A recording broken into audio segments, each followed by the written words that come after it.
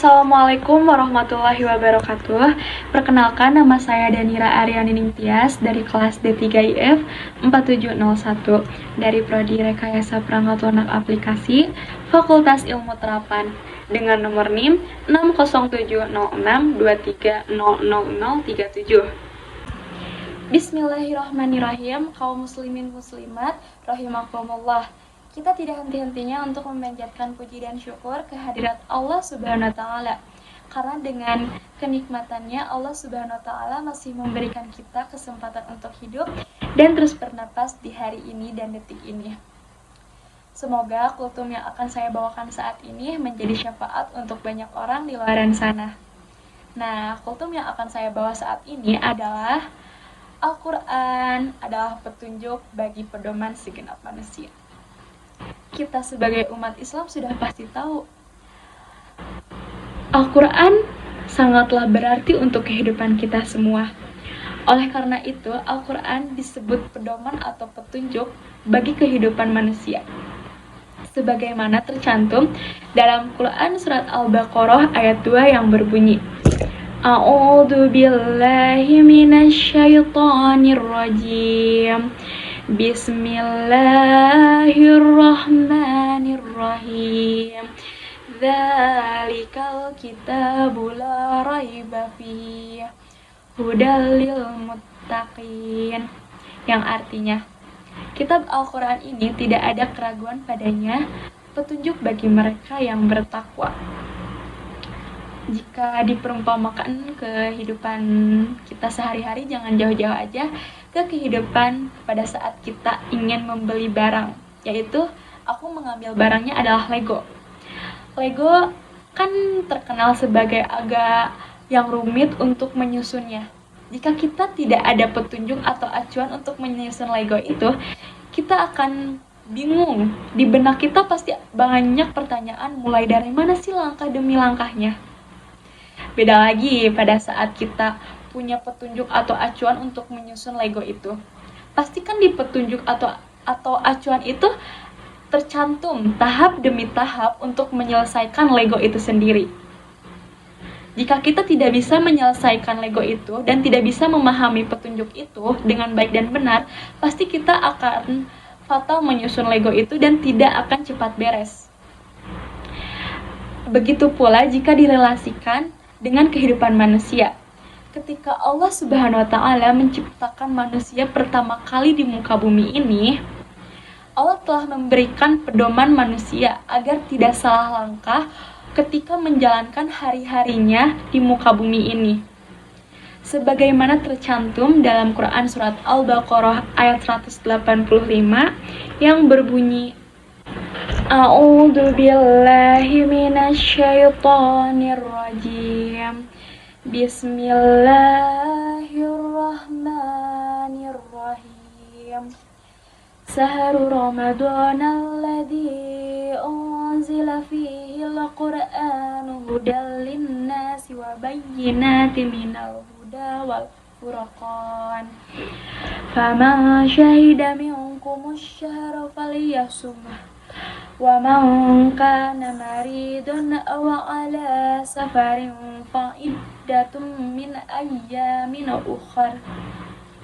Yuridullahu bikumul yusra wa la yuridu bikumul usra. Walitukmilul iddata walitukabbirullaha ala ma hadakum wa la'allakum tashkurun. Yang artinya, bulan Ramadan adalah bulan di dalamnya turunkan Al-Quran sebagai petunjuk bagi manusia dan penjelasan mengenai petunjuk itu dan pembeda antara yang benar dan yang batil. Karena itu, barang siapa di antara kamu ada di bulan itu, maka berpuasalah. Dan barang siapa sakit atau dalam perjalanan dia tidak berpuasa, maka wajib menggantinya sebanyak hari yang ditinggalkannya itu. Pada hari-hari yang lain, Allah menghendaki kemudahan bagimu dan tidak menghendaki kesukaran bagimu. Hendaklah kamu mencukupkan bilangnya dan mengagungkan Allah atas petunjuknya yang diberikan kepadamu agar kamu bersyukur.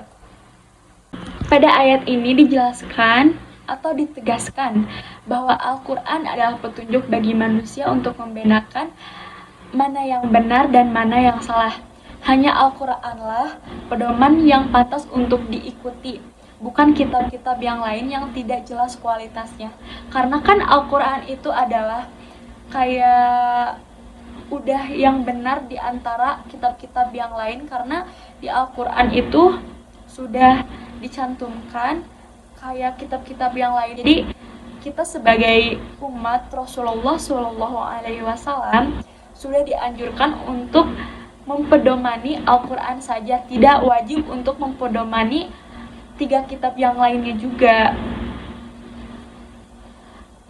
Oleh karena itu kita jika ingin menjadi hamba yang soleh atau soleha harus menjalankan semua aturan yang ada dicantumkan oleh Allah Subhanahu wa Ta'ala di Al-Quran. Karena jika kita melakukannya, kita akan berlomba-lomba untuk mengumpulkan pahala untuk bekal ke akhirat nanti. Jika kita melaksanakan satu saja larangannya, pasti kita akan mendapatkan dosa, dan dosa itu yang akan menjerumuskan kita ke neraka. Nauzubillahi min dzalik. Nah, agar kita selalu terhindar dari hal-hal buruk, kita harus membedakan kita harus hidup di mana dan pergaulan kita harus di mana. Boleh saja bergaul di mana saja asal kita bisa menempatkan dan tidak terjerumus ke dalam pergaulan itu sendiri. Sebagai umat yang beragama, ya kita tuh harus pasti bisa membedakan antara mana sih yang salah, mana sih yang benar gitu. Jika kita dibiasakan, walaupun berat gitu awalnya, jika kita dibiasakan pasti kita akan terbiasa untuk menjalankan kebaikan-kebaikan yang diperintahkan oleh Allah Subhanahu wa Ta'ala di Al-Quran ini. Sebelum ke penutup kultum ini, saya ada pattern yang menarik dari saya. Singkat sih, tapi insya Allah bermakna buat kalian. Jika hari sedang hujan, sungai kecil dibersihkan. Jika ingin selamat badan, perintah Allah dilaksanakan. Sekian yang bisa saya sampaikan, semoga tadi kultum bisa menjadi manfaat atau kebaikan bagi para pendengar. Dan mohon maaf apabila masih banyak kekurangannya kata demi kata. Karena kesempurnaan hanya milik Allah Subhanahu wa Ta'ala. Semoga Allah Subhanahu wa Ta'ala senantiasa melindungi kita dan menuntun kita ke jalan yang baik dan lurus. Akhirul kalam, subhanaka Allahumma wa bihamdika, asyhadu an la ilaha illa anta, astaghfiruka wa atubu ilaik. Wassalamualaikum warahmatullahi wabarakatuh.